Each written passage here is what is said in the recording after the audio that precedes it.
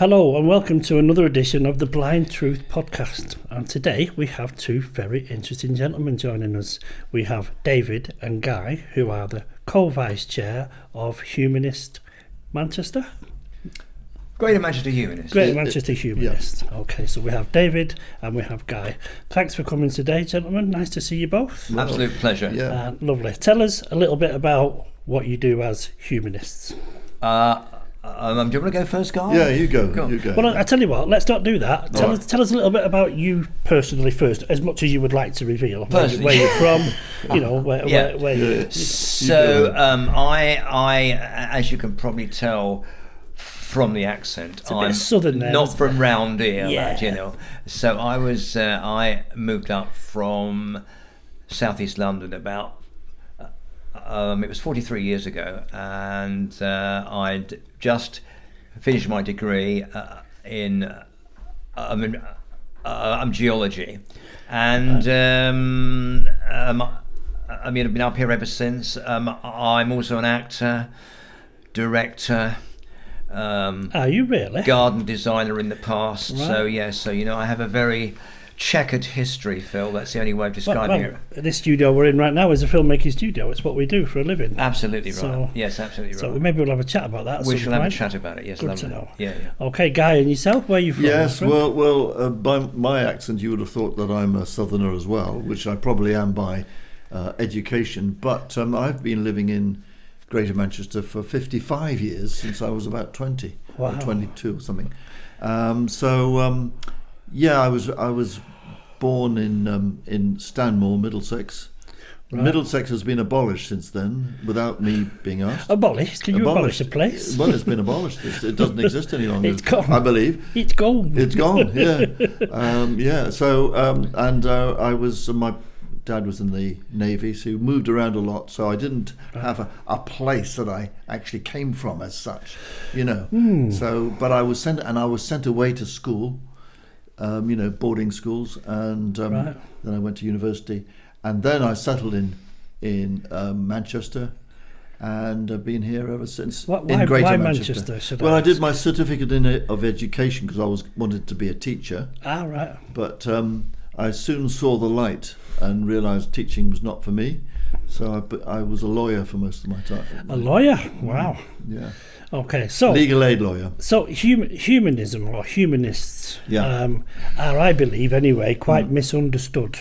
Because to me, as a lifelong atheist, which I am, I think people conflate the two.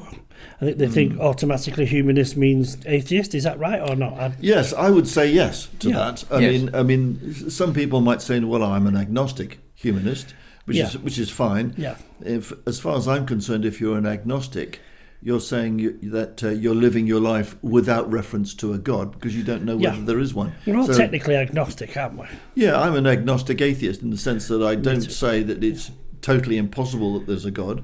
I think it's extremely unlikely. And you get to see a shred of evidence. That's where I come from. Well, yeah, exactly. Yeah, that's right. Yeah. I mean, I was actually brought up as a Catholic, and then I became a Quaker.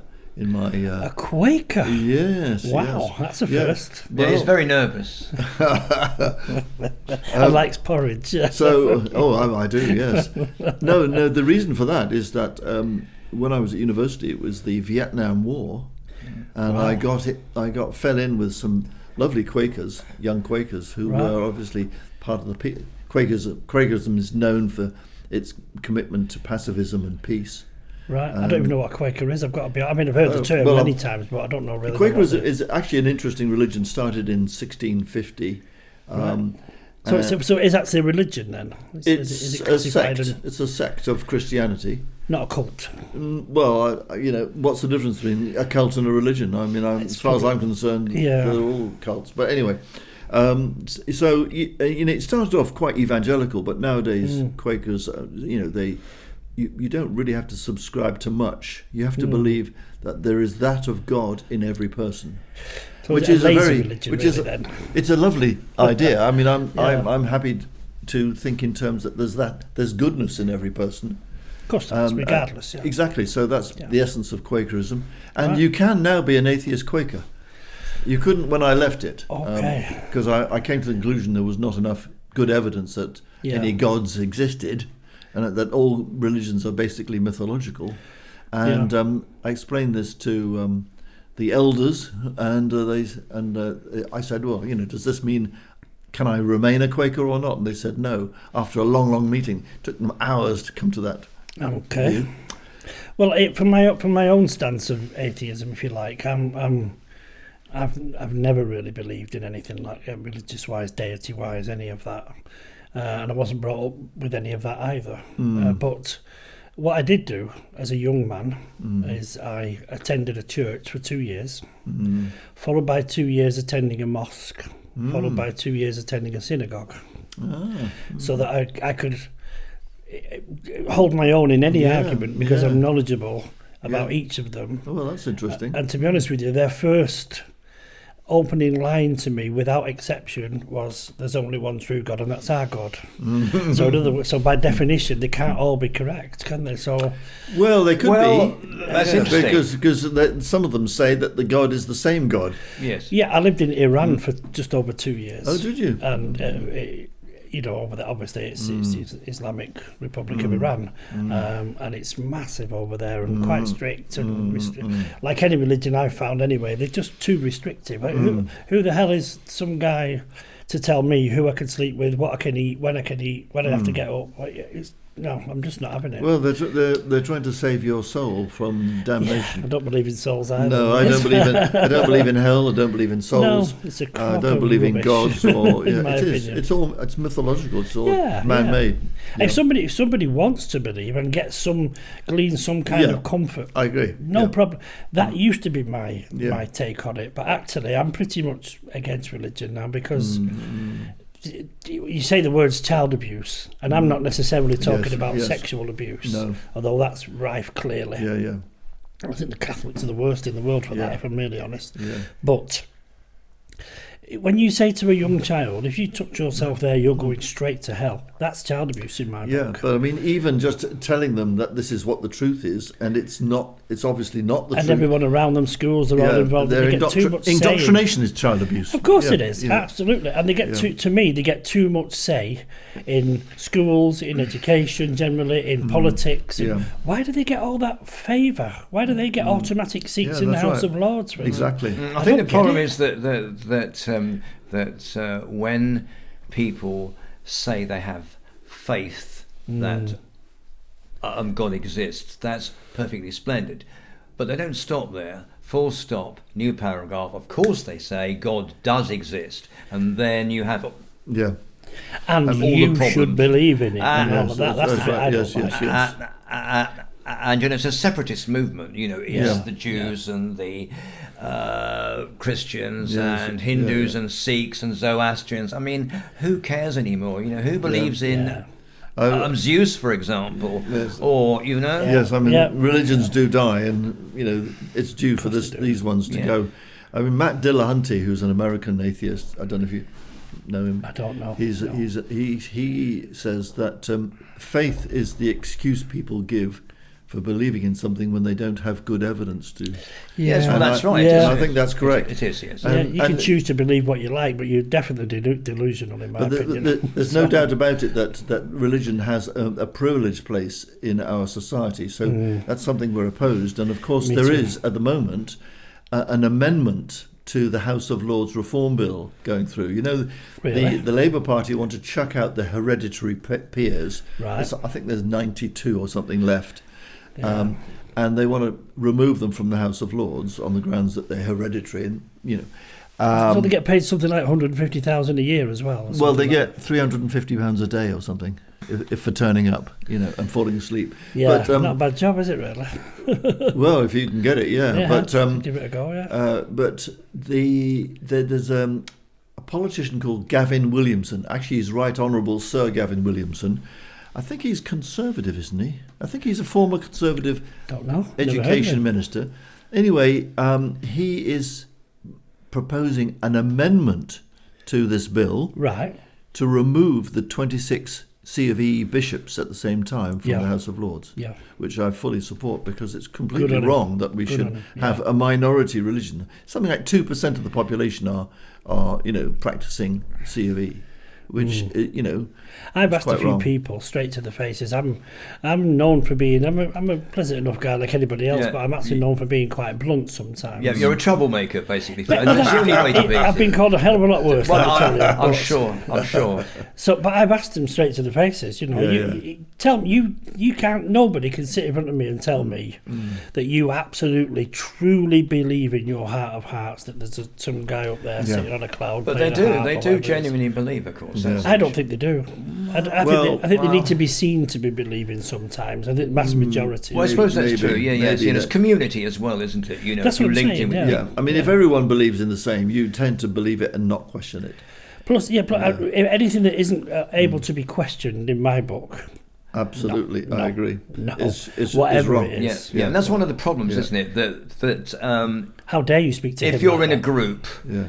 and you all believe in, I don't know, God or Yahweh or whatever, when something comes along which you don't agree with, it takes a particularly brave person to actually stand up in public and say, look, I don't agree with that, because everybody will stare at you instantly, and you'll start, but that's an awful thing. Yeah, to use a very un-PC term, you become the black sheep, don't you? Yeah. Indeed, Indeed. And the connotations of that are endless. Shunned and burned at the stake, if you've had a bad day, particularly. But I mean, it's interesting. We do a humanist bookstall or stall on Market Street once a month. Right, I think that's where I come across you guys, on the Charlie Beach. Yes, that's right. That's Yes, right, the that's Charlie it, Beach. yes. Yeah. Shout out, Charlie. Good man, keep going. Charlie Beach, yeah. Yes. He's a He's good guy. interviewed me twice now. Yeah. Has he really? Yes, he has. He makes a beeline for Miss David here. It's which the is good fine. looks and the charm and the personality from That's why he's South as blind as me then, right? Oh, Okay. absolutely. I've never actually met the man in the flesh, but I'd like to. I'd like He's to a shake nice him guy. by the Yeah, hand. you should invite him for down one of I'd them. love to have him on there. I really would. Charlie Beach, if you're watching, there's a place for you on this podcast, mate. Love you, Charlie. Love you, Charlie. Get in touch, magoo.co.uk. Yeah. So that's where I spotted you guys. Yeah. Well, we do this, and we get we don't sort of importune people. We just sit around on shares, and people come up to us. Yeah. And we've got the banners, and we've got the books and leaflets. People browse. So is this for fundraising? It's for spreading the message. Really. It's an information stall. So we about humanism. We bring our garden chairs with us, and we sit down. We have a cup of tea, and we talk about anything. The weather, the football, humanism. And then people come up to the stall and they're interested and say, I say, I'm a Christian, I don't believe. So we have conversations with people. And it really works that way, I think. I mean, rather than proselytising towards people. Can I ask you, how do you get to have a stall in the middle of Market Street? Do you have to go through the council? Not at all, no. We are just set up. legally, yes, indeed, yes. Are you a registered charity?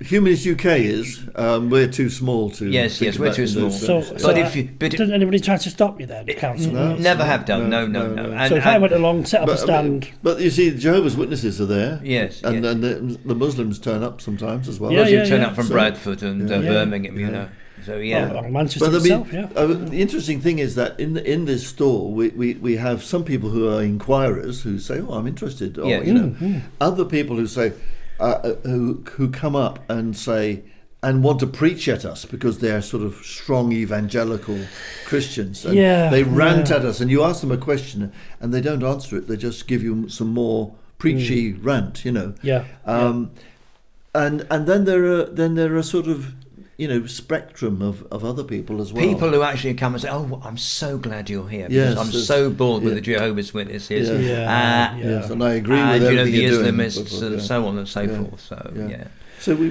pick up new We're an people. outlet, really. We let people Someone let told me off steam. There's a Jehovah's Witness Advent calendar out this year apparently, because none of the doors were open.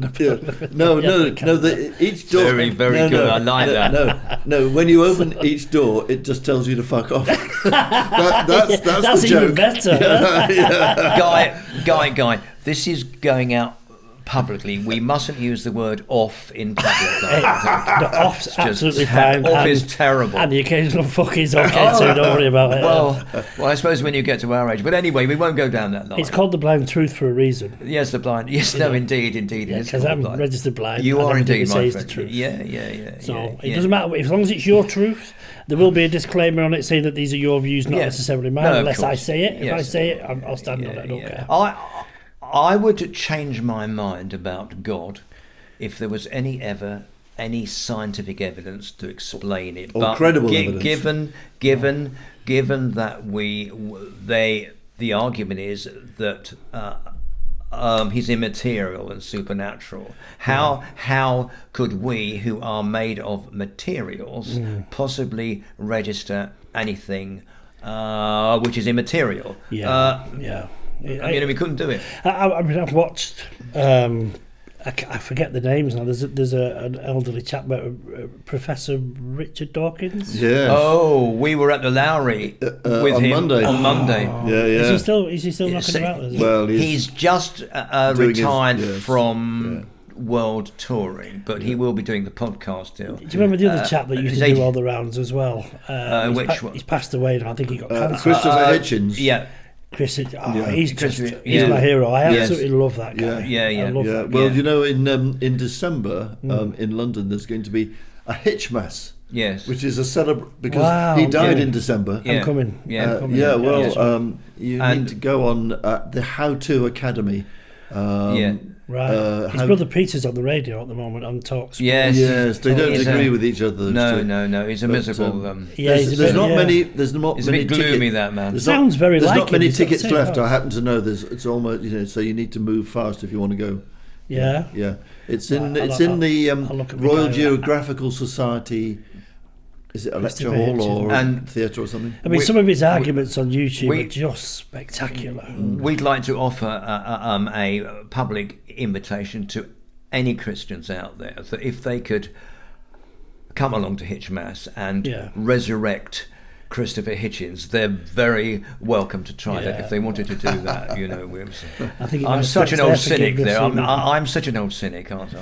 Well, I've offered a lot of religious stroke. They call themselves they name themselves as such a body the Muslim or such a body the Jew or whatever it is. Yes. And I've tried to get what we used to, with a play on words, I was going to have a mass debate. Yes, all of us. Very good, sir. Around a big table. You have to say it very carefully. Yes. And argue the toss, as it were, chew the fat. And I was going to have 2 atheists, 2 Muslims, 2 Christians, 2 Jews, and 2 security guards. Because it'll probably get out of hand. No, I mean only 2 security guards. I mean, it is very difficult to do a debate. I mean, we've done debates with imams and so forth, but because you've got the topic that you're debating sometimes sort of skews and you haven't really got time to go deep People into get very personal even if you go over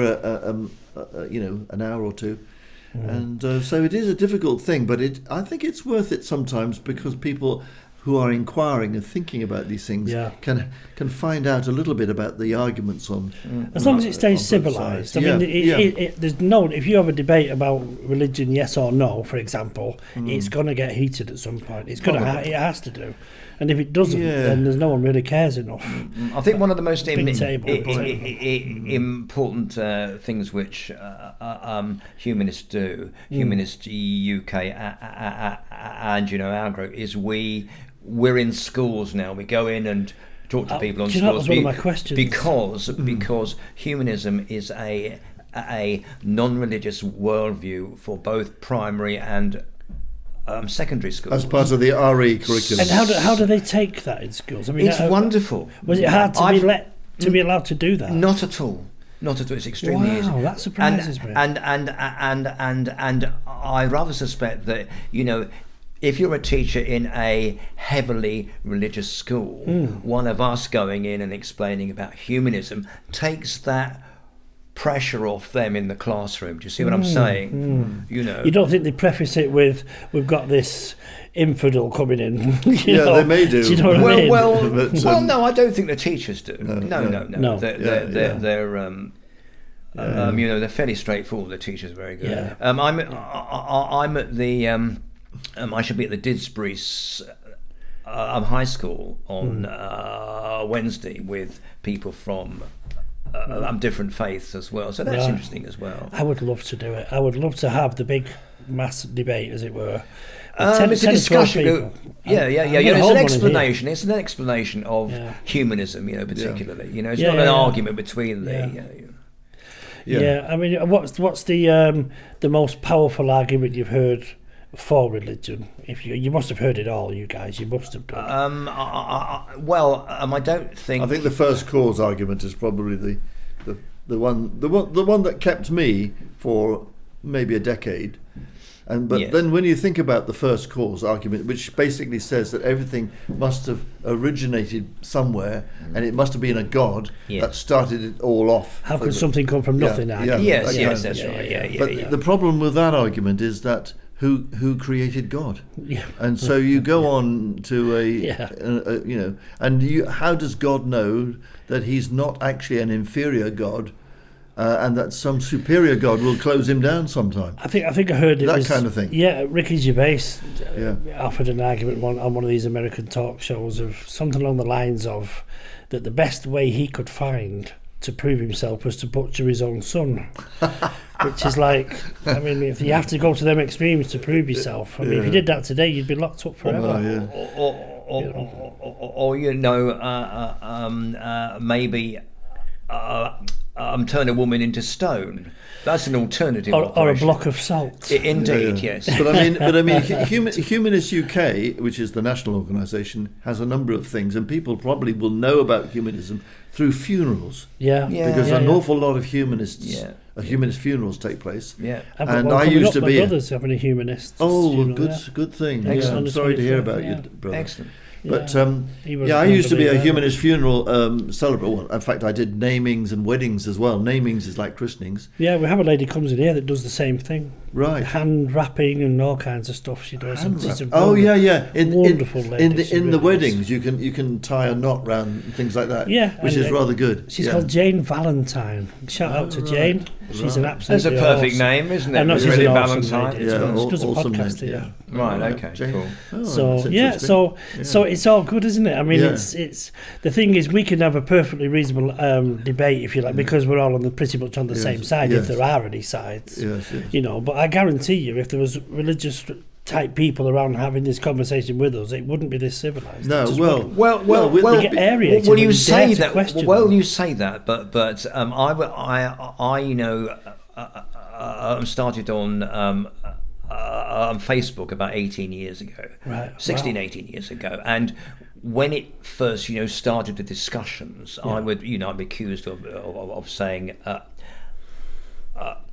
I'd not read the Bible, or I didn't, speak Arabic, and so on and so forth. Yeah. And now we have discussions with those same people, so it's eased down, the temperatures dropped down I think quite a bit, Muslims and now we're able to it. Actually speak to each other. You know? Well, I've had people approach me, because part of our bread and butter that we do here is we do show reels for actors. Okay, right. And voice reels in the little voice room there. Okay. And what have you.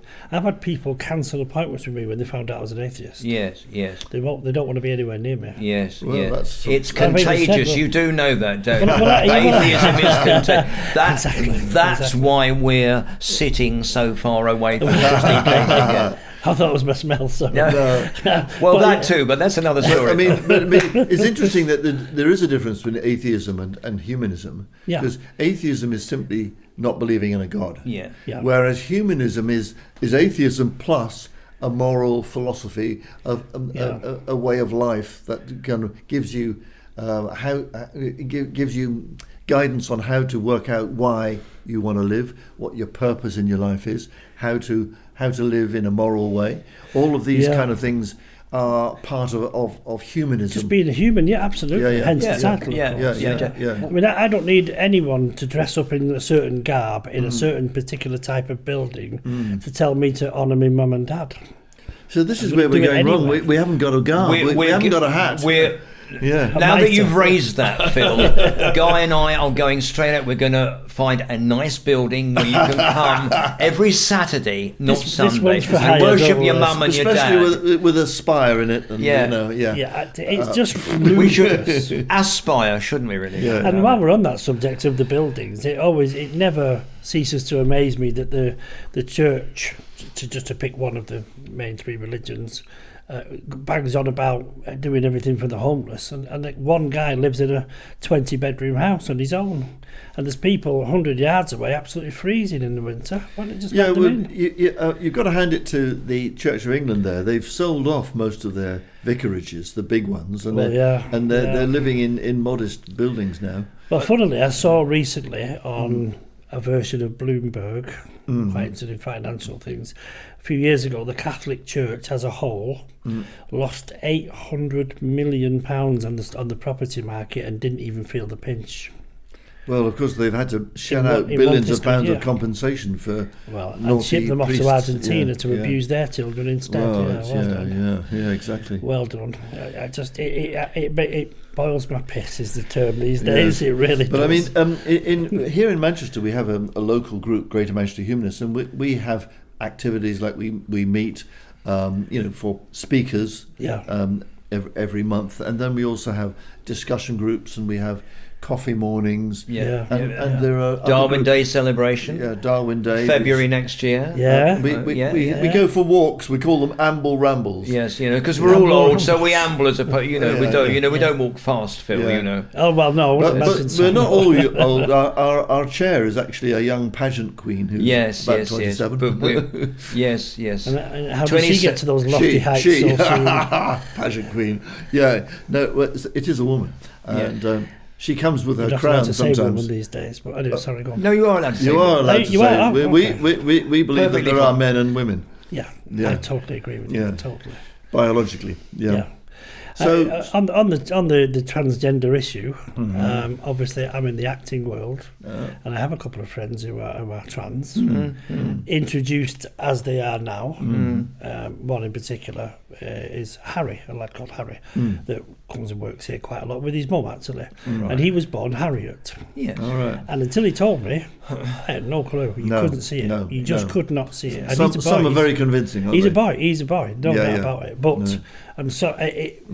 My argument just on the transgender thing is, if somebody wants to be, if a bloke wants to wear a dress, crack that's on, right. No problem. If you want to identify as something, that's fine. I'm never But ever it's not going going to to change somebody, the fundamental biology of your body. I'm never going to call one person they ever. I'm not No. doing it. No. And I don't care what they say. I might get cancelled for even saying that on air. Who knows? But I'm just not going to do it. I don't care. They can cancel me all they want. I'll just open another one. I'm not bothered. But maybe I've got a bit too much of a stance on that. Should I really give a shit? Actually, I'm glad you said that, because I think this is an issue that more and more people are getting clear about, but there is a substantial lobby of people who are still plugging the I don't know what you call it. The non-gender critical message. I agree with you guys. There's absolutely nothing wrong with a woman wishing to be a man or vice versa. No. Perfectly splendid. But there are biological separations out. So changing rooms and sports and things like that. Yep. You can't put somebody who has been through puberty, for example, and who has male musculature into and genitalia. female-only sports, and you can't have them in female changing rooms, because the whole point of female changing rooms is to separate male bodies from females, because males can be. I'm quite aggressive, as you know, and we know the stories. Which have happened. Yeah, I mean, it's like on the sport thing. I think it's disingenuous at best, and downright dangerous at worst.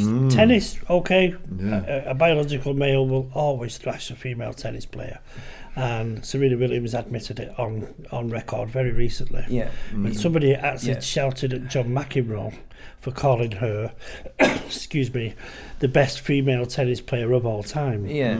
And this woke presenter lady said, "Why did you have to put the word female in? Well, Would you like to apologise for having said that now?" And he said no, because... I never saw that. Well, Serena Williams didn't say then butted in through the screen Yeah. and said, if I played Andy Murray at tennis, Yes. I would lose 6-0, 6-0 in about 10 minutes. There So don't... was a match planned between Andy Murray and Serena, but she didn't go for it. And obviously, But she did go to this, because he plucked it out of thin air. John McEnroe said she wouldn't beat the 700th ranked man in the world.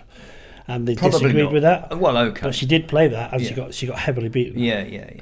So... But that's And there's nothing wrong. She's a brilliant tennis player. There's no yeah, doubt. yeah. You see, no one is going to get hurt from that, apart from perhaps mentally. But if you had male In the UFC, for example, or boxers. if you had trans women rugby team playing a female, they're going to absolutely smash them to bits. and there'd be in the injuries. boxing ring. And it would be dangerous. Boxing. As it is in that's boxing. my point, yeah. Boxing. And UFC. And of course, Martina Navratilova's spoken out against this trans woman who won Olympic medal. The swimming. No, the boxing. It was boxing. Yeah, Oh, boxing. of course. And I injured yeah. a woman quite badly, apparently. And you go, why would you do that to women? So really, it's awful. also a defence of women's rights as well. That's the other issue. Yeah.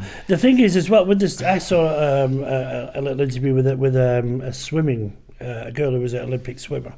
This girl had trained for years, for absolutely years, to get to the Olympics. She was a red hot favourite, and literally weeks beforehand, a transgender person was introduced to the race, and he absolutely wrecked her world. He beat her by, I don't know, 20 metres or something. And she'd worked 6 years, I think it was, getting up at 5 in the morning, training all day, eating the right stuff, dedicated her life to it, to have it snatched away from her by a biological male. But I mean, you would have hoped that you would have hoped that a trans man entering a women-only sport would have had the, what should I say, the moral clarity not to do so. They don't, though. That's the problem. All they see is, it's very sad. As a male, he wouldn't have got anywhere near the qualification times. But in the women's, he won the gold medal. He won the gold medal. And this is wrong. It's not fair. It's not fair. It's not right. And it's not fair on women. They'll just tell their daughters, forget it. You forget being a swimmer, forget the Olympics, and eventually it will kill it completely. Now, Mr. Trump is going to be the president again. I think that's going to stop in the States. Yes, for sure. He's definitely going to stop that, and all power to him. I'm a fan of Donald Trump. I'm nice up for him. Got the faults? Of course they have. Tell me someone who hasn't. Apart from God, of course. Well, to be fair, Phil, I do publicly admit to having an ingrowing toenail, but I am seeing the podiatrist on Wednesday, so all will be back he'll to be normal perfect quite soon. After that, he'll be perfect. Other than that, perfect. Right. I get but no, you see, one of the things that I'm concerned about is that the mainstream political establishment are not really taking seriously some deeply felt public concerns. They're not hearing us. Which people like Tommy Robinson are doing it. So it is a worrying scenario. Tommy Robinson, there's another Stephen Lennon, whatever you want to call him, makes some very, very good points. He talks a lot of crap as well, in my opinion. He's a conspiracy theorist. Yes. And basically, he's a same conspiracy theorist. I think that's his weakness, because I don't think there is evidence that there is a conspiracy. I think the cock-up theory is more likely to be the correct one. Yes. The one standout that I've got from Tommy Robinson was he was stood outside a courtroom, having appeared in court, to be met by a BBC news crew to ask him what had happened in his court case, and he was up in court that day for doing exactly what they were doing to him. He was in court on trial for interrupting somebody as they were leaving the courtroom to ask them what the court case was about. So he was being tried for that, and when he came out, they did exactly the same to him, and nobody got arrested. Weird. It's crazy. It's double standards. I understood the difference of opinion to be that he'd made some claim about an immigrant, which was proven false. Oh, is that right? I didn't know that. And he was asked to remove the post. And refused. Take the post down, and he didn't do that, and that's why he ended up in court. I think it was in a film that he'd done, as I understand it. A film? Yeah. Yes, he'd done a film. Well, there's two things. Oh, maybe there's my one as well. Oh, right. Yeah. I mean, if he'd directly disobeyed a court order, then he has to be punished. Yeah. But how many people go to prison for that? For 18 months? I've never heard of it before. What does that mean? Oh, yeah. For contempt of court. No. It does happen, but it's not. That's not that. But of course, you've got to look at the. The state doesn't get it, right all the time, obviously. Of course, but from their perspective, if you have American people storming the Senate House, if you have people like Robinson urging violent disorder, you have to show these people that it's the wrong thing to do. Does he do that? Does he do that in particular? I've never heard him say a racist word. He's a rabble rouser, really, I think. Yeah, without a doubt. And a conspiracy theorist. There are many of them in the Houses of Parliament, and he's a reactionary. So he's more about fueling the crowd than he is about having a proper talk and discussion about issues. It's all. I don't know. I mean, he's published a book called Manifesto, it's all about conspiracy theories. There's a lot of. He seems to personify every movement that he disagrees with, and I think the personification and the conspiratorial theory is not the correct approach. But underneath that, he's making some points, I'd like politicians to get to grips with those points, which I think they just seem to be hell bent on silencing him, and it's making him louder. Yeah, and it's making more people listen. Well, I think that's true. So it's having the counter effects of what they were hoping for. It's a little bit like the IRA, the 70s and 80s. So we're in an interesting political era at the moment with a Labour Party in the UK which is quite centrist. It's not at all on the left, in my estimation. He's told us a pack of lies as far as I can see. And Trump being elected, in spite of the fact that he's been found to be a felon, a criminal, and he's facing loads of charges. It's quite extraordinary. But he obviously does, a bit like Tommy Robinson, he rings a bell. He kind of gets... when he says things like, all these Mexicans are rapists and criminals, what's interesting is that Mexican Americans think, we don't want these people in. It's bizarre, isn't it? And I have it that they eat cats and dogs of your neighbours. And the pets of the people that live there. The thing is, though, if the powers that be listened and were seen to be listening, these reactionary people, would be heard less, in my opinion. You know what I mean? It's because we're being ignored by the perceived powers that be, that these dissentful voices are very loud because everyone else is silent. We're getting... Well, talking about dissentful voices, that's what we feel, or I feel as a humanist, I mean, I feel as if, for instance, we're both members of SACRES, these Standing Advisory Councils on Religious Education. Right. Schools, schools. Every local authority has a SACRE, and we're lone voice, humanists. So the SACRE is packed with religious vicars and ministers and rabbis and imams and other people. Good. But we even though we feel that we represent over half of the population who are non-religious or even atheist. We're only one voice, and all these other, religious. So let me ask you, what's your end game? What's your goal of being, as far as humanists? Well, what do you want to achieve from it? Human beings make progress through the generations, through the centuries. Okay, Yeah. we no longer hopefully. we no longer burn people at the stake. We don't bind their feet when they're babies. We don't them in a torture ducking them. We stool. don't hang them. We don't stick them on. In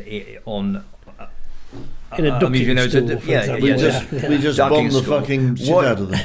What you so progress is made, and although progress goes forward and then slightly back and then forward and then slightly back, I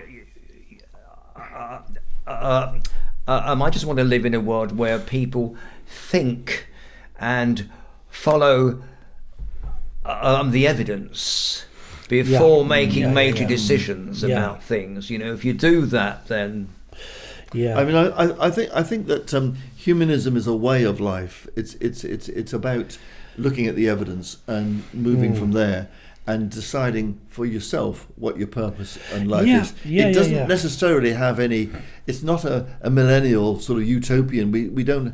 I don't think we think in utopian. We don't terms. have a building either, Guy. We really must get this sorted. It's terrible. But I mean, so I think that's an important thing, and we focus on little changes moving towards where we think we want to go. For instance, assisted dying is something that we are hoping that the Parliament will bring in, and certainly there are moves in that direction. I don't think they ever will. They should. No. They should. I've just watched my own brother go in a few days. We'll see. We'll see. You know, there's less resistance now to it. I think. There's more of a chance of it because the Labour Party has a greater percentage of non-religious MPs in it than the Tories had. I mean, the Tories, there were plenty of non-religious Tory MPs, but I think it's slightly more now. So we're hoping that the balance will be tipped. Yeah, I think religion generally, regardless of what brand it is kind of indoctrinating people to think, well, if we don't have religion, we're going to get anarchy instead. And I don't think that's true. I don't think if everybody abandoned religion tomorrow, that within a year we'd all destroy ourselves. I don't think that's the case. It's difficult because some people are really, they need that narrative, they need that story. They need to think that Jesus has saved them, and I say to people, well, what do you mean that? From what? What's the mechanism by which a person's death can actually affect your salvation? It doesn't make any sense. 2,000 years later. Yeah, exactly. It doesn't make any sense. Save people in the latter part of their but lives. they need that story. Don't they? It's a myth. Yeah. They need to have that myth. So it's difficult. Comfort from it. Yeah. So if religion was outlawed or abolished or something, what would those people do? They'd have to find something else. And this is the worrying thing, because there's loads of crap out there. Anyway, wouldn't they? Yeah, they might find something else stupid. Yeah, it could be worse. Yeah, it could be worse. So it's hard to see how, but that's the worry. Well, yeah. They could find Islam or something like that, or I had a bit of a run-in with somebody who was identified as a Scientologist. Yeah, Scientology, for God's sakes. I mean, that is some cult, that is incredible. How they started by a guy who was a known felon and a known fantasist. Yeah. And actually declared, I'm going to make a religion. Yeah. And then he did. Yeah. And they all believe it. Yeah. Well, they seem to do. It's a bit like Joseph Smith and Mormonism as well. Ron Hubbard. Doesn't that tell us, though, of the need for the human brain to have an explanation? Yeah. Even if the explanation is a totally bizarre, wrong one. Yeah. It's that need. So this is the problem about abolishing religion. I can't quite see how it can happen. I wouldn't want to abolish religion. So let's make that clear. We aren't in favour of abolishing religion. Yeah. What we want to do is argue against it. Argue the case against it. What about stop giving it privilege, tax relief? Absolutely, yes. I think that's important. The billions and billions of dollars and pounds they must drag in and paying nothing in rent, rates, tax, nothing. Yeah, and the primacy given to the Church of England, but also other churches, and you talked about two-tier policing and so forth. There's no doubt that religious groups get away with things that the non-religious do not 100%. get away with. I once asked a priest in my usual blunt way. I sat outside a church and I asked a priest. We got talking. Seemed like a nice enough fella. Andy was called a long time ago. And he was explaining to me that in Catholicism, that thinking about doing something is just as bad as doing it, in his book, as far as he's concerned. Okay, so I said, what about celibacy? Because to me that's about as unnatural a thing as it gets. And please don't tell me that if you are celibate, you have never even, shall we say, flown solo, entertained yourself, call it what you like. Yeah. Do you mean masturbating? Yeah. Call it what you want. But the fact is, so I said to him, tell me you've never even thought about that in your life. And he couldn't. No. So I said, well, in that case, you may as well go do it according to you, because you've already thought about it, so you're just as bad, so you may as well go and enjoy a bit of flesh, don't you? And he shouted at me and told me to get out of his church. I was just on the outskirts. That's because he couldn't face the truth. Couldn't face the truth, yeah. Exactly. That is the truth. Yeah, it absolutely is the truth. And you mustn't covet your neighbour's wife or something. You know, your neighbour's wife walks down the street in summer in a bikini. You're going to ogle her until you can't see her anymore. I don't care who you are. But wives are allowed to covet their neighbours' husbands, are they? Husband, yeah. Well, don't get me started on inequality of the genders. Exactly. That really. Absolutely, It's one of the reasons, apart from the religious side of it, why I've never been married. I've had lots of children with different partners, but never been married, because it's all about the woman, the marriage. She gets the ring. Here comes the bride while he stood there, dopey as hell with her dad, waiting to be given away like a chattel. I don't like the whole concept of marriage. I don't like everything that it stands for. You have to spend 30,000 quid for your wife to look like a lemon meringue for 10 minutes. It's insane. It's absolutely insane. And then the rights given to people after that ceremony is so unbalanced. It's unbelievable. It's unbelievable. I've had the guy in here that started the falsely accused network. I listened to that one, and it was fascinating. I could talk to that guy for a month. The things that people have come forward and said that they've been through, and the powers that be automatically side with the woman almost every time. Yeah, it's all about power almost grab, isn't it, by the woman over the children and if you looked at a marriage contract as a business contract, you wouldn't sign it in a million years, because you cannot win. As a male, I'm sorry, she's got to be so bad, I mean really bad, for you to even get heard, never mind win. Yeah, fortunately, not all women are into that. I'm not. This isn't an accusation towards women, although some of them can be real bitches about it. There's no doubt. No, about that. Some women consciously do that in order to get an advantage. They're being advised by solicitors to has he ever hit you? No. Well, just say he threatened to, and then that's it. It's done. So if she's only got to say he threatened to hit me, the kids are hers, the house is hers, the car, the money, everything, and he gets just kicked out. I think it's a bit more than that, though. Yes, I agree. It's not quite that straightforward. Saying it is a lot of the time.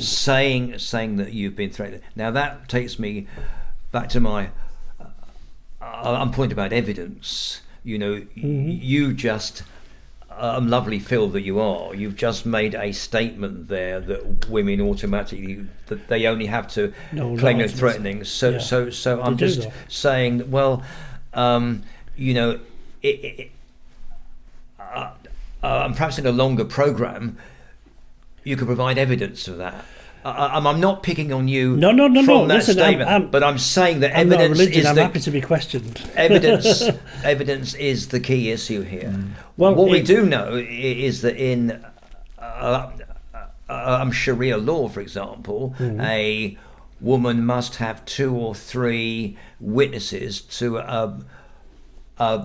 oppose the husband's view.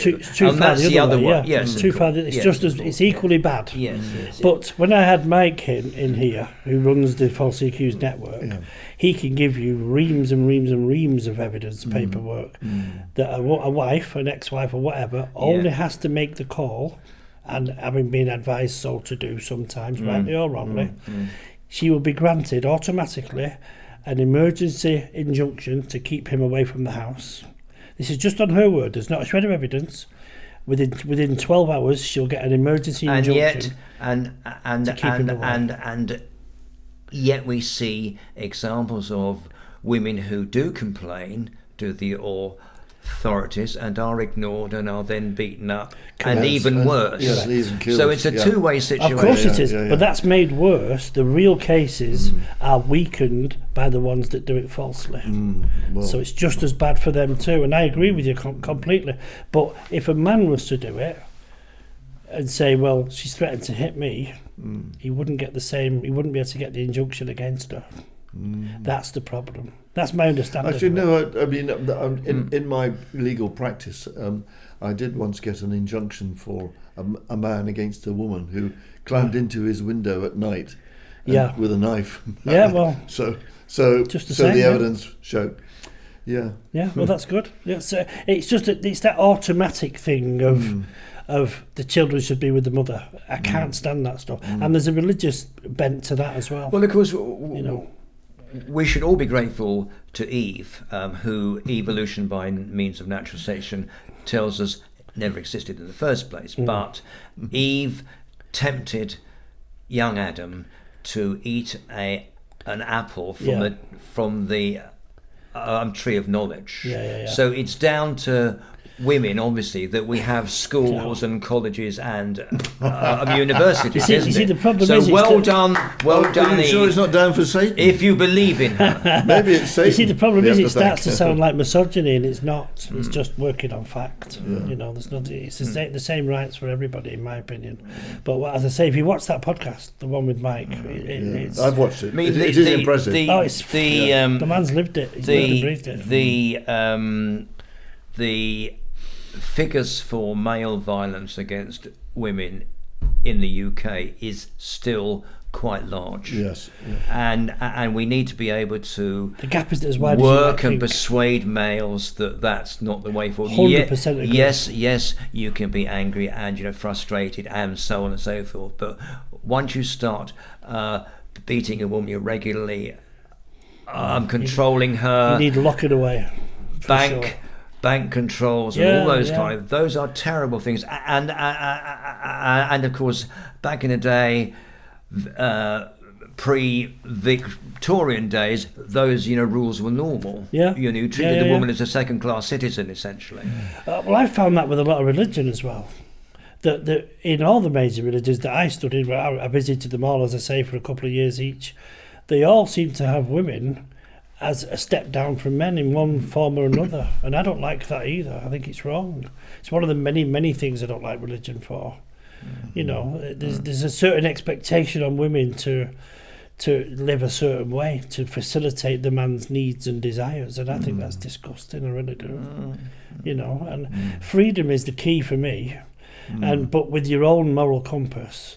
And if you do something that most people don't like, or against the law even, or morally people don't like, I'm sure they'll let you know, but you don't need to put a religious badge on that.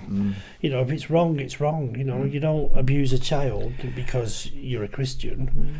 You don't feel guilty because you're a Christian. You should feel guilty because of what you've done. I mentioned earlier that for me and for Guy, evidence is really, really important. Absolutely. And I suppose the major difference between, for example, science and religion may be summed up in this way. Science relies upon evidence and uncertainty, and in direct contrast, religion attempts to provide certainty without evidence. That's right. Claims. That's the key claim. issue. Did you see the comment from Ricky Gervais on the American show about the difference between destroying science books? The guy was asking him about his atheism. Yes. And he said, he boiled it down to, if you took every religious, his actual words were, if you took every religious book in any other fiction, was his words, and destroyed them or burnt them all, in 1,000 years they wouldn't have come back the same. There'll be a different slant on it. But if you take every science book and destroyed them all, in 1,000 years they'd all be back exactly the same. Yes. Good point. No. Yes and no. Because the difference is that science moves on, it makes progress, it gets better and better and better. Of course, with the knowledge acquired. So but it still wouldn't go through be the same evolutionary process. process. Yes, it's the same process. Yeah. Yes. So 2 and 2 is always going to make 4, even if you end up with a mathematical equation way beyond that. But the beginning is still the same. Yeah. I'm always remember the Catholic Church's response, to Galileo, for example, and he explained to them that, contrary to their belief, the Earth orbits the Sun, not the other way around, as they suggest. Okay, and eventually, he was proven right. Yeah. Several hundred years on, people used to believe that only reason we're here is because we were manufactured by God. But then Darwin came along and showed us the process whereby here we all are, everybody. Yeah. As a result of evolution, not by God. Yeah. No, it's absolutely. It is, and that's probably why that evolution is the object of criticism by religious, all of them, I would say, extremists. Basis, because most mainstream religion people do actually accept evolution. So you don't hear about them. Yeah, which one of the religions is it that claims that the Earth is only 10,000 years old? Well, that's these extreme creationists. Well, it's Christians, Jews, and Muslims. Witnesses. Some Christians, some Muslims, some Jews believe that it's only 6,000 years old. 6,000, and they poo-poo the idea of carbon dating and things like that. I was just going to ask about. So when we find a fossil that's carbon dated to 65 million years ago, and proved, by the way, with the ley lines that the Earth was 5 degrees hotter then than it is now, and there wasn't a human in sight. So you sprayed a bit of stuff under your arms isn't going to make a lot of difference. I don't believe in global warming either. No, you don't. I think it's a load of rubbish. I really do. So I don't believe we went to the moon either. You don't believe in that? No, that's interesting. What don't you believe about global warming? Do you Do you not think that the Earth is warming per se? Yeah. Or do you not think that warming, if it's occurring, is created by human activity? I don't believe it is. No, I think it's warming. Well, that's a good start. But I think it's done it 1,000 million times before. Yeah. Well, I think it's done it over and over and over again. Well, I think that's true. Long before we were here. It's gone through various hotter and colder Exactly. So phases. how can we be responsible for it? Because we weren't here for most of it. Yeah. As a species, we weren't even on the planet back when it was still doing the same thing, in my opinion. But are you saying that industrial activity and so forth by humans is incapable of warming the atmosphere?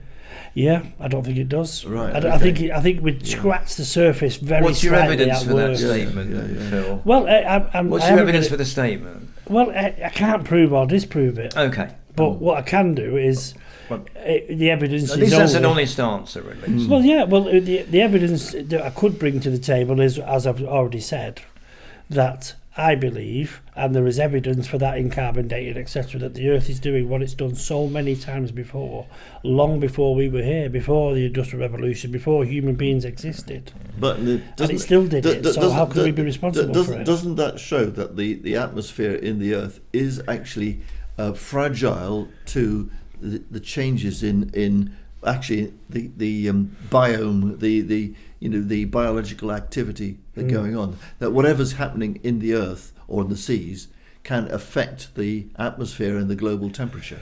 You'd accept that? I think I think it can have an effect on, if you like, the ozone layer and all of that. Yeah. So why then do you minuscule. think that the massive industrial activity that's going on could not do that? So, Phil, I'm not saying it couldn't. I don't believe it is. I think it's it's doing something. Well,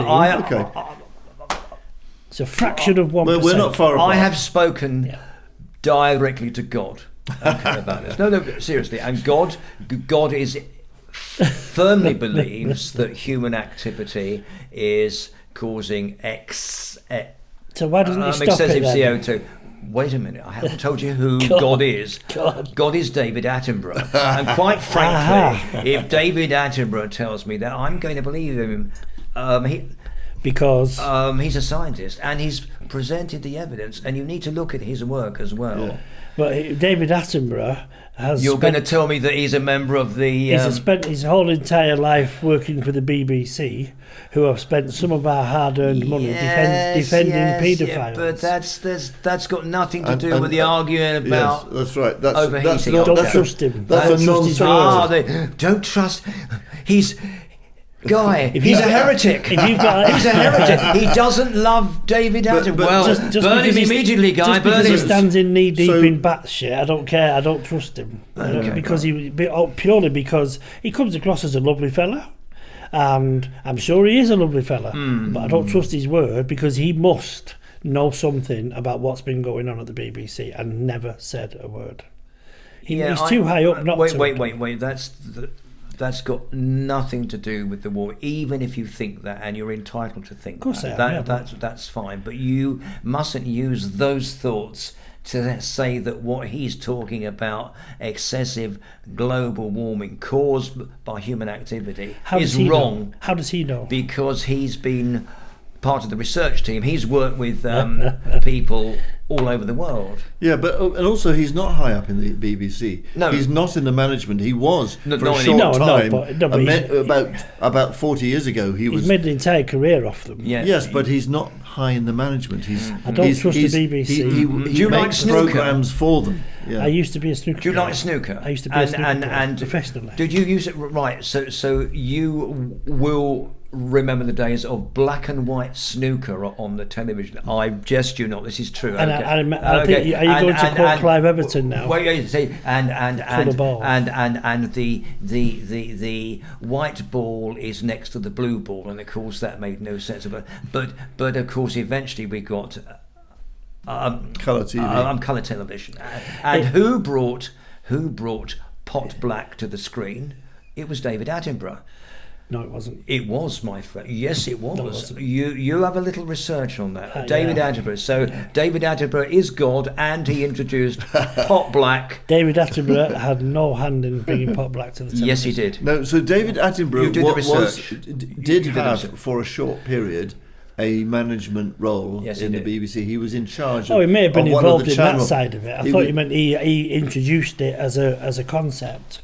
Yes, he did. That was. He did. That was but Whispering Ted Lowe and Clive. So he left that management role a long time ago because he wanted to make programs, and he's been making amazingly good programs. Yes, ever since, for a long time. Yeah. So as I say, he's probably a nice enough fella, but I wouldn't trust his word on anything. Yeah, well, skepticism is a good thing. Healthy skepticism. Healthy skepticism. Not skepticism based upon a gut reaction. Go on, let me ask you then. So my theory that the Earth is doing what it's done many times before. Yes. Would you say that it has done that before we existed? Yes, I agree with that. So therefore, we've had no effect on it whatsoever. Then, no, that's follow. An assumption. That doesn't follow. You have jumped the gun. Just because we've had multiple ice ages and then re-warming periods, allowing humans to migrate from East Africa, going back, forced back, coming out, forced back, coming back, forced back. Okay, that isn't an argument for naturally occurring cooling and warming. That in our century, human beings are not responsible with all their industrial activity for excessive carbon warming. Now we need carbon to actually keep the Earth at a decent temperature to support life. So we're only talking about excessive carbon warming here, so CO2 warming. Okay. So people are only arguing, the scientists are only arguing that it's the excessive amount which we are producing with our activities, and I think that's a perfectly reasonable argument. And it's supported too. I'm prepared to concede this. Okay. We may add 1% to the problem. Okay. So my immediate response to you is then, please try not to do that. No, because it's vibrating through the mic. No, of course. So why do you say 1%? Why not 2%? Why not 3%? Why not 4 or 5? You see what I'm saying? I was giving you some credit at 1%. That was an exaggeration, but I don't believe we're having any effect. I really don't. There you are. But I'm prepared to. We shall have to 1%. disagree on that. Yeah, we will. Yeah, that's all right. We shall have to disagree on that. I think there is. I think global warming is happening, and I'm very worried about the future of, especially my grandchildren. Yeah, and I believe it's happening, but not by us. We can see the global warming actually in the weather. Yeah. So weather patterns from the past show exactly the same stuff again. In fact, but not now, usually so fast. Hotter. You see, the previous weather changes have taken hundreds of thousands of years to move from one state to another. Yeah. We've been doing it in about 200 years, right. and so that is very fast. When you measure that, how do you measure that we've had an effect in the last 200 years? Did you take records before they the did. Industrial Revolution? Interestingly, and all that? there are good records going right back to early industrial periods. So there's a comparison being made before and after. Yeah. If you look at the evidence, you see that, and we're approaching, is it 1.5 degrees on average, which sounds small, but it's having quite a big effect. We're starting to think now. Science is suggesting now that actually we're not going to keep it below that 1.5. That we're doomed to go beyond 2.5, maybe even 3%. Now, if we get to 3% in the next decade, then we're in serious trouble there. But anyway, let's agree to disagree. We will on that one. Okay. Just finally on that particular subject, though, do you think things like electric cars make a difference then? I hope so, because I've got one. Well, I don't think they do. Yes, so we would be using manufacturing processes which used up fuel, which would create excessive carbon. However, that's my point. Yeah. However, when you produce a car that doesn't produce carbon dioxide, on the roads, so it does lower it that way. Just a big, huge battery that has to be disposed of. But the production of the car it requires quite a lot of fossil fuel at the moment, energy to be put in. But the more we electrify industry and source that electricity from wind and other renewables, hopefully that will I say open up the power stations, build some more, and let's get some coal up. That's what I say. Because let me tell you, the Chinese are doing it on a massive scale. Well, of course, the Chinese have a massive energy. Yeah, they don't care. Problem. They don't believe in it. They don't care. I don't think they don't not believe in excessive global warming. I think that they're stuck with it at the moment. But there are signs that things are, starting to move in. China they're building power stations at the moment, fossil fuel power stations. Yeah, indeed they are. But they're also doing it in 30 days. Yeah, they're also building a lot of wind power and solar power as well. I've worked in power stations. It would take some believing.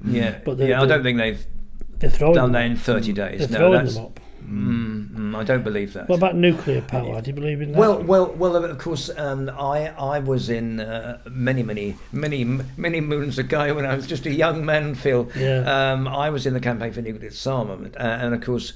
Sorry, say that last bit again. Campaign for nuclear disarmament. Was you? And one of the issues back then was that nuclear power stations could produce over time enough plutonium to make warheads, and obviously but these days there are better ways of storing the nuclear waste, and so I would not be adverse to nuclear power stations being built if they were part of a what shall I say, a regime of alternative sources of energy, wind, solar, etc. Tidal, because hydro. The last thing we want to do is for the world to run out of energy for its people. That would cause issues. Now, here's the interesting thing. most of the low-lying land is in the southern hemisphere. Right. Okay, and they're going to suffer worst from rising sea levels. Yeah, of course. Lowering food productions. Most of the land surface is in the northern hemisphere. What does that tell you? It tells you that eventually people will start to move in large numbers, if it goes on like this, large numbers to the north. Yeah. Larger numbers. Larger numbers, yes. Larger numbers, huge yeah. numbers. This is going to be a big problem. So that's why we need to resolve the carbon thing. Anyway, well, having gone full circle, yes. what we're actually proving here, that we can have a perfectly reasonable debate, having agreed to disagree on several points. Yes. But atheism, we're all in on that. Yes. And it just shows that it doesn't have to get heated and out of hand, and that's true. and general discord, is it? Yeah. I mean, just, Yes. It'd be interesting to can I change the subject a little bit? Of course.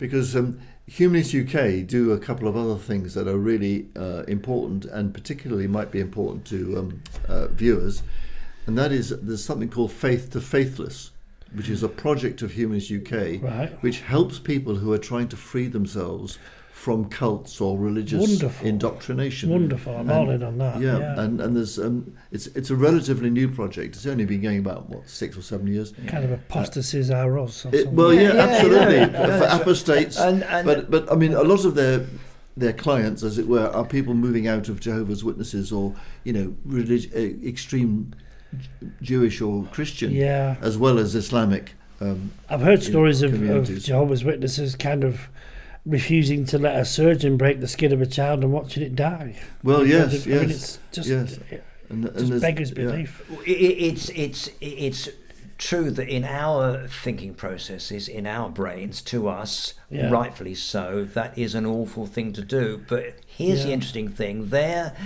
human brains, with those thoughts of not allowing them, with the indoctrination plugged in, they are genuinely believing, and that's why we must have the dialogue. We must 100%. Have the talking. We must have the discussion all the time. I've buried one of my children. I know how that feels, and it's not. That's terrible. If I'd have had the option to make that not happen, whatever it would have taken, including giving my own life out of it. I'm just to add to that point for a minute, Phil. So Homo sapiens have only been around for about 200,000 years. So imagine you're a member of the species Homo sapiens 100,000 years ago, and you have personally seen shooting stars, earthquakes. And someone tells you it's a god, you're going to believe volcanoes. it. No, you might begin to think that there was some power operating those things. And thunder. Okay. Moving on a little bit. There you are with your partner gazing down at your dead child on the ground. Might you not then extrapolate from believing that there's something out there making the earthquakes, making the tsunamis? Maybe you're going to see your child again in another world, which these people will provide. You'd love to hold on to that. Comfort thinking, isn't it? Yeah. I understand that's how they get you, for want of a much better term. Religion seems to get people when they're at the lowest ebb a lot of time. Yes, that's often the case. It is true. Yes, it is true. When I was going to the church that I attended for a couple of years, and I went to a fellowship meeting, as it was called, in between services, and it looked like the village of the damned. Everybody had an affliction of some kind, or some kind of. They were all down at heel. They were all very poor and desperate people looking for some kind of comfort. And this guy, it was a born again Christian place I went to, and he, as far as I'm concerned, he was exploiting them because he took money off every single one of them. Yeah, I mean, on the bookstore we have people coming up and say, "Jesus saved me from drug addiction," and you go into that. I think he saved himself. Of course, but family, friends, but a belief in a higher power or something may or may not have helped. I worked as a counsellor for a couple of years, many years ago, for an organisation called MASH. Oh yes, MASH, yes. Manchester Action for Street Health, Yes, yes. working with prostitutes and red boys and drug addicts and alcoholics. We've had a speaker from MASH at Greater Manchester Humanists about 3 or 4 years ago. For a while on a soup kitchen type of That's right. Yeah, it was an interesting, a very interesting charity that. Very interesting couple of years. It gave me a real window of the world that I wouldn't ordinarily have seen. So, have you any other things you'd like to ask us, particularly, or questions to Really, I was more interested in the humanist side of it. We've diversified a little bit, of course, but mainly that, because diversity is a good word. Yes, absolutely. I mean, actually, relevant to our diversing in various things is the whole question of evidence. Humanists do like to look at the evidence, follow the science as far as it goes, and base our sort of way of life and views on what good evidence there is out there. Yeah, you have to it's trust always the source, difficult. that's the problem. Yeah, well, you do, and this is always it's not Well, a perfect system. well, but that is one feature of humanism which comes out of our discussion. So do you, Phil? Just to stir the sugar just a fraction. Go for it. Just for fun here. Go Phil. for it. What were your views about COVID, for example? I think it was a pack of lies. Okay, right. Okay. And I think the vaccine was a money-making scam. Okay, right. That actually killed my mother. Right. Okay. My mother, 4 or 5 days after taking the vaccine, lost her life in her sleep. And Really, when she came out of what from? She had the vaccine against my wishes. I was begging her not to do it. But the moment she came out of that hot thing they set up in haste to jab people with this COVID rubbish, as far as I'm concerned, she said she couldn't feel her legs immediately. She couldn't feel her feet. She was a bit tight-chested. She felt a bit weird.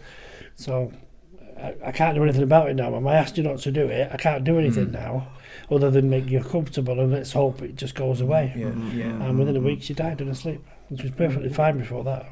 Were you of an age where you had measles jabs? Do you remember the measles jabs in primary school? I never had them. About 200 years ago. Yeah, I was there, but I never had them. You know, and also the TB jabs. Yeah, the measles, mumps, rubella, the circular. And the smallpox. Yeah. Yeah, smallpox. I never had them. No, okay. No. So smallpox used to be a terrible disease all over the world, and now it was until fairly recently down to zero. There were no deaths throughout the world from smallpox. They were vaccines that had some validity. Now they were certain.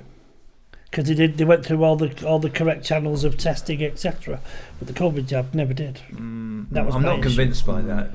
Well, COVID was only around for a year when they brought it out. You'd have to provide me with evidence for that statement. Well, the 6 year the normal routine is 6 years. Yes. Of medical testing. Yes. Scientific testing. Yes, yeah, of course. There wasn't enough time to do that. But with so many people dying, of course, they had to speed the process up. And of course, with computers and everything, you can do things much speedier these days. Phil, it smacks of lies to me. I'm absolutely. I'm enjoying talking to you, and I'm very happy to continue to do so. But I might need a toilet break in the next couple of minutes. No, well, would you mind if I anyway? Oh, right, okay, that's fine. We're going to have to do because it's gone over an hour now, and it's going to be it's very hard to edit. You old troublemaker, Phil. Yeah. Well, this is we call the blind truth for a reason, and what we say is our truth. Yes, okay. I don't like the phrase "our truth" because it implies that there's a special truth, which is what religion claims. Of course, you've got to be careful because it's what we believe. I believe that we have no effect on the ozone. So what we believe is not the truth. No, it's what we believe to be the truth. Yeah. Which it's what we believe to be the truth. Yeah, fair enough. Okay. And David Attenborough is God, Phil. I'm sorry, you've just got to come to terms with that. Well, I'll give you one thing. You can't believe in a God. But at least we know he definitely exists. Yes. That is. So he's got a march on all the. Wait a minute, Phil. Have you ever seen? Yes, I have. David Attenborough? Yes, I have. Really? Have you spoken to him? No. There you go. You've no evidence at all whatsoever. I've seen him in the flesh. Seen him in the flesh at the BBC because I was in there as well. Okay, fantastic. Right. Yeah. So. So you're part of the BBC conspiracy. That's No. what you're telling us. Yeah. It's all coming out now, I'm guys. quite happy to take their money because they've taken enough of mine. Cunning fellow here's member of the BBC. It's all a big trap. I have to be honest with you, I love the BBC, Yes, and I do. I love Sky, and I love ITV. Yeah. Of course, the human brain is sensible. It looks at things and it sees things, and it makes up its own mind. Journalists Well, it may should do indeed anyway. get things badly wrong at times, but I don't believe that the BBC, Sky, etc. They deliberately produce lies. Anyway, For the population. we're going to wrap up. We need to now. go. We're going to wrap up. You're We're going to gonna wrap up. So you wrap Phil, up. will you wrap up, Phil? Will you? Well, all I can say is it's been as interesting as every bit as interesting as I hoped it would be. Oh, good. I'm That's glad. good. It has been good. I would Yeah. like to do another few hours. I really would, Yeah. but we can't. Yes, but we don't need But, bore the audience, Phil, and that would be no. terrible. I'm very grateful to you both for coming. Okay. Well, it's been a I pleasure. think it really has for me Yeah, as yeah. well. And I like the fact that we could debate and still remain friends. Yeah, Yes. yeah. And Although, Phil, when you turn the cameras off, and then it's all going to turn nasty. I've got a couple of baseball bats behind this front here, don't worry about that. So Yeah. Listen, gentlemen, Okay. thank you so much Thank for coming. you. Thank you as well. It's Thank lovely you, to Mark. meet you. Yeah. Is there anywhere people can get on? Have you got a website? Have you got an Yeah. email Yes, address? we do have. Yes, we. Go on, guy. Our website is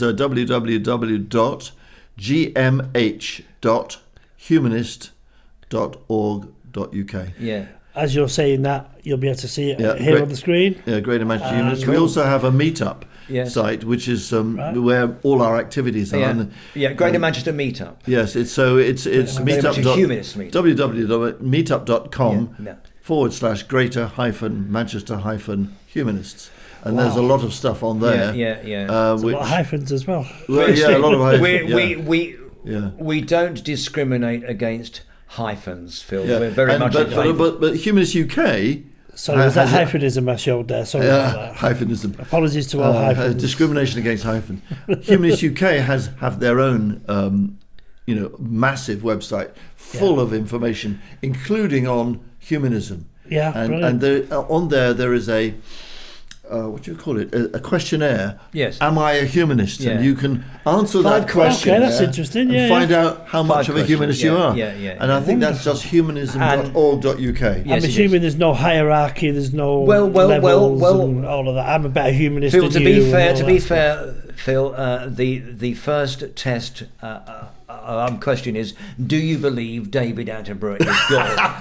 And as soon as you answer that, That's me, I'm done. No. It is actually. It doesn't have that.